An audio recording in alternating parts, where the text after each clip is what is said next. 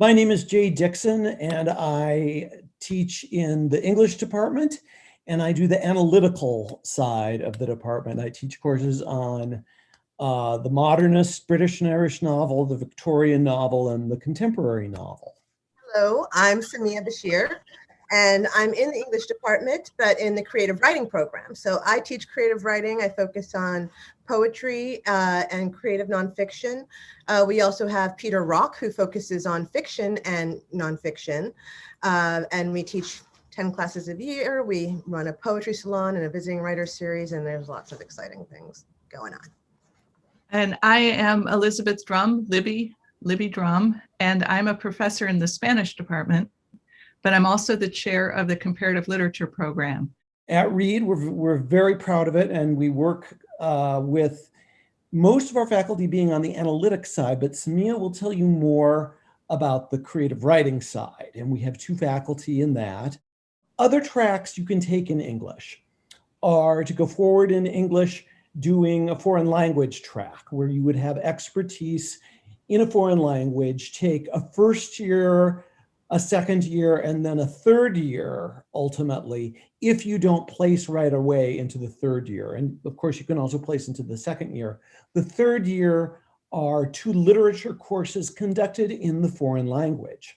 If you don't do the foreign language track, you also have the option of doing what's called the cultural track as an analytical English major. So you would take 2 semesters of courses in the upper level humanities sequence, so Chinese humanities, Renaissance humanities, or modern humanities, or you can take 2 American studies courses. The English department is starting a new track with critical race and ethnic studies too. So that's another special track where we have a connection to, and many classes are being taught in critical race and ethnic studies in the English department.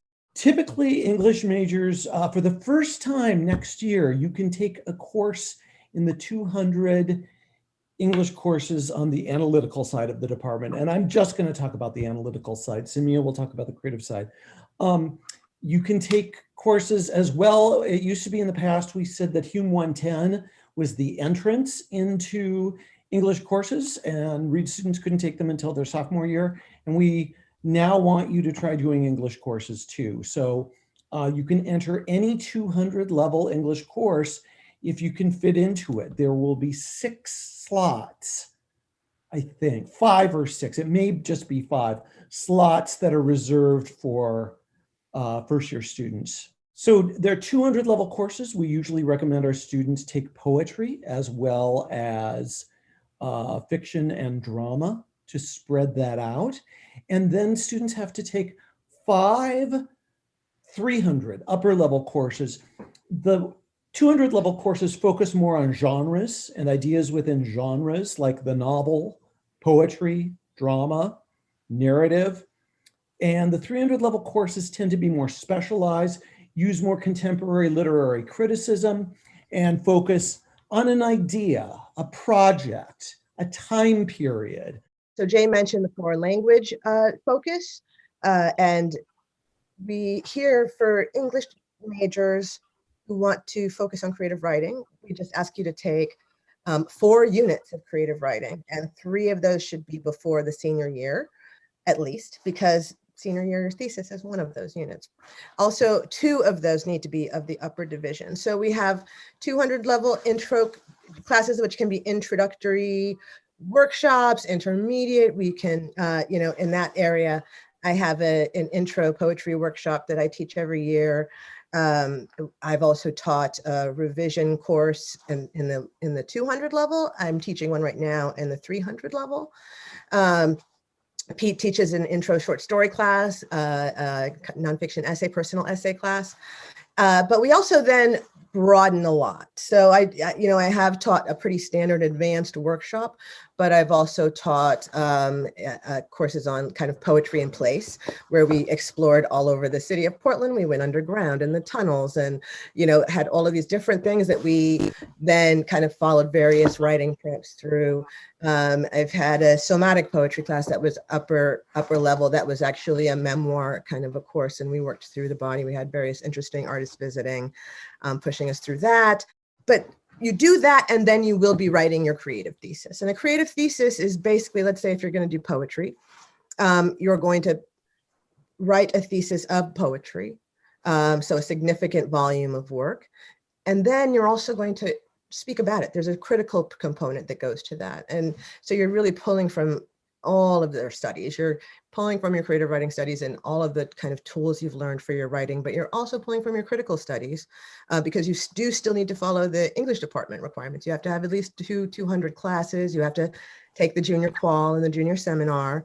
And then you'll be able to kind of write about, hopefully from a little bit of distance, the piece, this work you just created. At Reed, comparative literature is a program, and which doesn't really mean all that much, except for that faculty come from all different departments. So as I mentioned, I'm from the Spanish department, but on the comparative literature committee, there's somebody from Chinese or somebody from English, or from, depending on the year, from Russian, from German, from French literature. And our students then are encouraged to do interdisciplinary work. I mean, that's the whole point of the comparative literature program. So there's two options. You can do a theoretical tract, and that means basically that you're studying a problem in literature and culture over a number of different national boundaries. The other one is the study of literature in an allied field. And we also get really great projects through this tract as well. So this might be literature and art, or we have a thesis this year in literature and dance studies. You can do film, literature and film studies, literature and gender studies, literature and history, literature and anthropology. So the ideas there it opens up all sorts of possibilities. And again, there have been some excellent projects through there. The way this works is there's an introductory course that's taught in the fall, so usually in the second year, sometimes in the first year. And from there, when you declare your major, we ask that you declare a major in comparative literature. We ask you to submit a grouping of courses. So it's basically up to you. It's a design your own with parameters. So what is your question? What are you interested in studying? What are the courses that are going to allow you to develop those interests so that you can write a thesis? English has this odd bequest. So students taking both analytical English and taking the creative writing fiction are eligible to apply for up to $2,000, isn't it, Samiya? Yep. For summer funds. By David Eddings' bequest. David Eddings wrote supermarket sci-fi fantasy novels that I'm told are actually great for the genre. And so he gave it to the English department and gave us these wonderful things with it.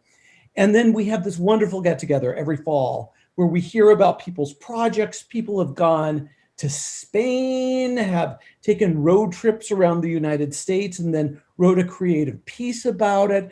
So that's another thing we do. And there's a great kind of homecoming for the people who've written it to come and talk about their projects and present them and answer questions about them. There are all sorts of kind of fun scholarship opportunities at Reed. One thing that I know that my students go for, again, are the Lokers, which is through the art department, actually. But and so you apply for that, you get funding to go and do an amazing project over the summer.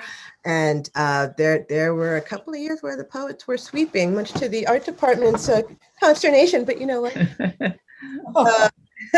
So I highly recommend going for all of it, because it all feeds, whether you're doing critical work, whether you're doing creative work, having all of these experiences is a really wonderful part of the whole experience of Reed. What do people do with a major in English or creative writing or comparative literature? And the answer is all sorts of things. And it's pretty interesting to see what people end up doing. So probably some that you would have thought of, like teaching, or people go into government, work for the city council, in city government, or it's the state level.